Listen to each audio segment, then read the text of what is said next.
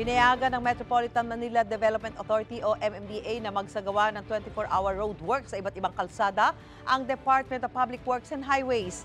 DPWH lang daw ang pinapayagan ng MMDA dahil sa hindi natapos na ilang road repair nitong Holy Week. Nangako raw ang DPWH na tatapusin ito sa susunod na linggo. Kabilang sa mga isasaayos ang ilang kalsada sa Quezon City, Mandaluyong, Pasay at Maynila. Tinitiyak naman ng MMDA na magpapatupad sila ng plano para sa maayos na daloy ng trapiko. Tatagal hanggang May 28 ang scheduled power maintenance ng Manila International Airport Authority sa Terminal 3 ng Ninoy Aquino International Airport.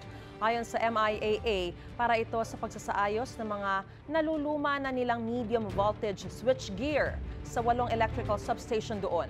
Para hindi masyadong makaabala, gagawin daw ang maintenance tuwing madaling araw kung kailan kakaunti lang ang nakaschedule na biyahe. Magkakaroon naman ng mga generator sets sa bawat substation apektado. 10 nang namatay dahil sa magnitude 7.2 na lindol sa Taiwan. Ang bangkay ng nadagdag na nasawi na-recover sa isang hiking trail sa Hualien, ang epicenter ng lindol. Umakyat na rin sa halos 1,100 ang sugatan. Nagsimula na rin ang Taiwan na gibain ng mga gusaling tumabingi matapos ang pagyanig.